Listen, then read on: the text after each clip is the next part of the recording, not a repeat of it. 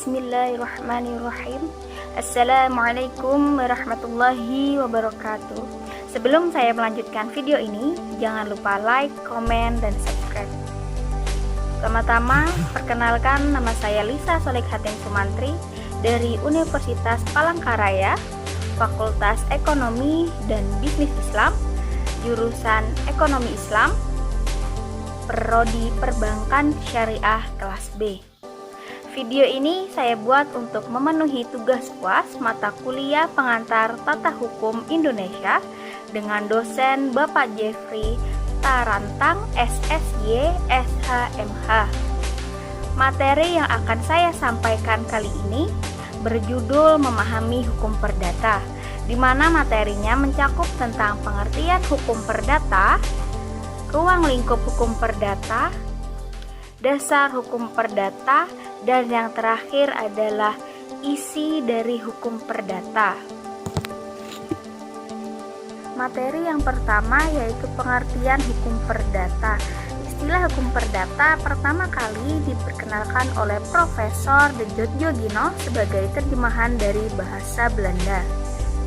Secara umum, hukum perdata adalah hukum yang mengatur hubungan antara orang perorangan di dalam masyarakat.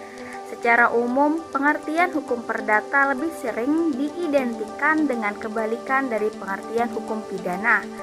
Maksudnya, jika hukum pidana mengatur hubungan antara masyarakat dengan negara atau yang berkaitan dengan hukum publik, justru pengertian hukum perdata adalah sebaliknya, yakni mengatur hubungan antara subjek hukum dalam masyarakat dan yang berkaitan dengan hukum privat.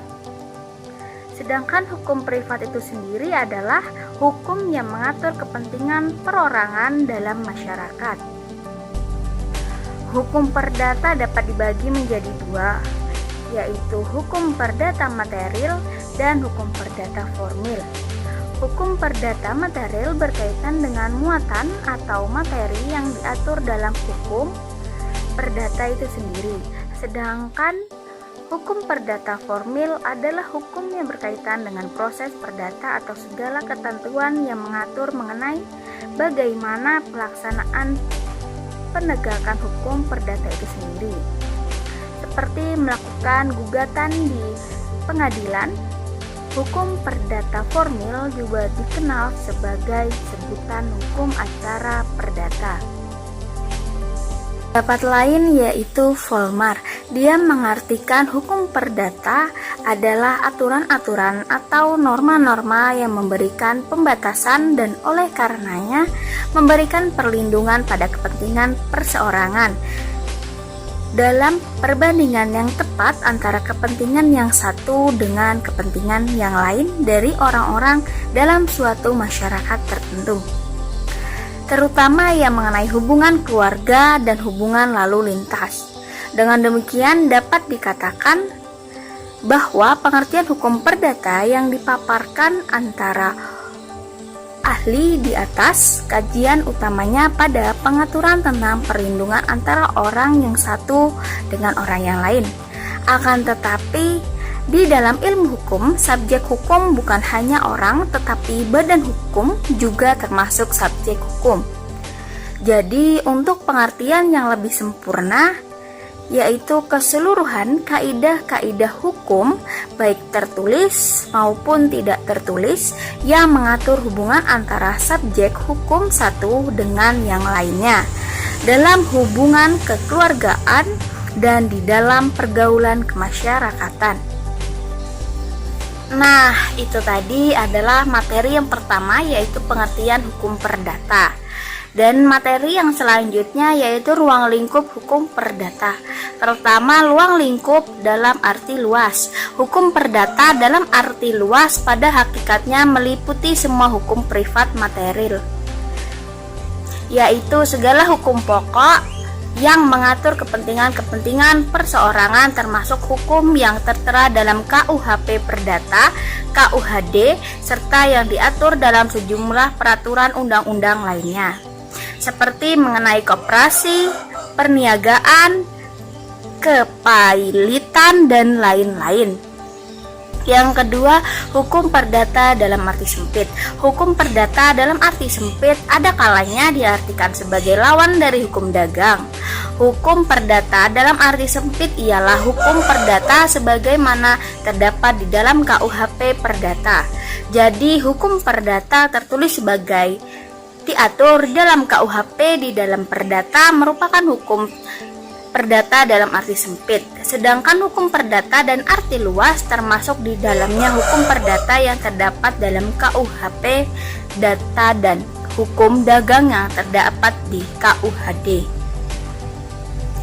Hukum perdata juga meliputi hukum acara perdata, yaitu ketentuan-ketentuan yang mengatur tentang cara seseorang mendapatkan keadilan di muka hakim berdasarkan hukum perdata, mengatur mengenai bagaimana aturan menjalankan gugatan terhadap seseorang, kekuasaan pengadilan mana yang berwenang untuk menjalankan gugatan, dan isian sebagainya.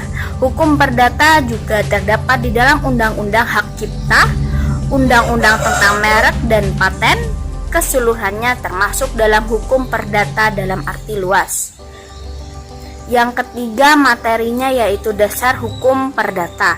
Dasar hukum perdata adalah segala sesuatu yang menimbulkan aturan-aturan yang mempunyai kekuatan yang bersifat memaksa, yakni aturan-aturan yang kalau dilanggar mengakibatkan timbulnya sanksi yang tegas dan hukum nyata. Dasar hukum perdata adalah asal mula hukum perdata atau tempat di mana hukum perdata ditemukan. Volamar membagi dasar hukum perdata menjadi 4 macam, yaitu KUH Perdata Traktat, Jurisprudensi, dan Kebiasaan. Dari keempat sumber tersebut dapat dibagi lagi menjadi 2 macam, yaitu dasar hukum sumber perdata tertulis dan tidak tertulis. Yang dimaksud dengan dasar hukum perdata tertulis yaitu tempat ditemukannya kaidah-kaidah hukum berdata yang berasal dari sumber tertulis. Umumnya, kaidah hukum perdata tertulis terdapat di dalam peraturan perundang-undangan, peraturan perundang-undangan, traktat, dan jurisprudensi. Dasar hukum perdata tidak tertulis adalah tempat ditemukannya kaidah hukum perdata yang berasal dari sumber tidak tertulis, seperti terdapat dalam hukum kebiasaan. Yang menjadi dasar perdata tertulis yaitu AB, Algemene Bepalingen van Wetgeving, ketentuan umum pemerintah Hindia Belanda. Yang kedua, KUH Perdata BW. Dan ketiga, KUH Dagang. Yang keempat, Undang-Undang Nomor 1 Tahun 1974. Dan yang kelima, Undang-Undang Nomor 5 Tahun 1960 tentang agraria. Materi yang terakhir yaitu isi hukum perdata. Sistematika hukum perdata di dalam KUH Perdata dapat dilihat berdasarkan KUH Perdata BW Indonesia yang terdiri atas 4 buku, yaitu buku 1 perihal orang, memuat hukum perorangan dan kekeluargaan, dan buku yang kedua perihal benda, memuat hukum benda dan hukum waris. Yang ketiga yaitu buku ketiga perihal perikatan, memuat hukum harta kekayaan yang hubungan dengan hak dan kewajiban yang berlaku. Dan yang terakhir, buku keempat mengenai perihal pembuktian dan daluarsa, memuat perihal alat pembuktian dan akibat lewat waktu terhadap hubungan hukum. Sistematika berdasar ilmu pengetahuan dibagi menjadi 4 bagian. Yang pertama, hukum tentang orang atau hukum perorangan yang antara lain mengatur tentang orang sebagai subjek hukum dan orang dalam kecakapannya untuk memiliki hak-hak dan bertindak sendiri untuk melaksanakan haknya itu. Subjek hukum terdiri atas manusia dan badan hukum. Manusia sebagai pembawa hak dan kewajiban terjadi sejak ia lahir dan berakhir setelah ia meninggal dunia. Badan hukum berstatus sebagai pembawa hak dan kewajiban. Misalnya negara, provinsi, kabupaten, PT, yayasan, dan sebagainya.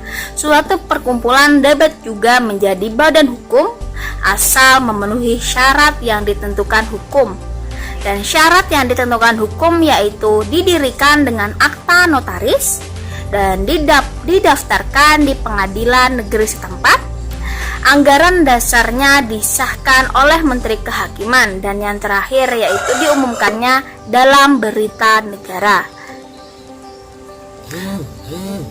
Yang kedua, hukum kekeluargaan atau hukum keluarga yang memuat tentang perkawinan, perceraian beserta hubungan hukum yang timbul di dalamnya seperti hukum harta kekayaan antara suami dan istri. Yang kedua, hubungan hukum antara orang tua dan anak-anaknya atau kekuasaan orang tua. Yang ketiga, perwalian, dan yang terakhir pengampuan. Yang ketiga, hukum kekayaan atau harta kekayaan yang mengatur tentang hubungan-hubungan hukum yang dapat dinilai dalam uang, meliputi hak mutlak dan hak perorangan. Hak mutlak adalah hak-hak yang berlaku terhadap setiap orang, dan hak perorangan adalah hak-hak yang hanya berlaku terhadap seseorang atau suatu pihak tertentu saja. Materi yang keempat, hukum waris. Hukum waris mengatur tentang benda atau kekayaan seseorang jika ia meninggal dunia. Mengatur akibat-akibat hukum dari hubungan keluarga terhadap harta warisan yang ditinggalkan seseorang. Ada dua macam pengaturan perpindahannya hak kekayaan seseorang yang telah meninggal. Perwarisan, yaitu pewarisan menurut undang-undang, ialah pembagian warisan kepada ahli waris atau orang-orang yang mempunyai hubungan darah terdekat dengan pewaris. Dan terakhir, pewarisan berdasarkan wasiat, yaitu pembagian warisan kepada orang-orang yang berhak menerima warisan menurut kehendak terakhir si pewaris. Dan itu tadilah isi dari hukum perdata. Materi yang terakhir yang akan saya sampaikan yaitu kesimpulan. Dari materi yang saya jelaskan saat ini, yaitu kesimpulannya adalah hukum perdata adalah hukum yang mengatur hubungan antara individu dalam pergaulan masyarakat. Jadi hukum perdata adalah hukum pokok yang mengatur kepentingan perorangan. Dalam keadilan hukum perdata diutamakan perdamaian, karena hukum perdata itu tidak hanya difungsikan untuk menghukum seseorang, tetapi juga sebagai alat untuk mendapatkan keadilan dan perdamaian. Sekian yang dapat saya sampaikan. Mohon maaf apabila ada kesalahan. Saya akhiri. Wassalamualaikum warahmatullahi wabarakatuh.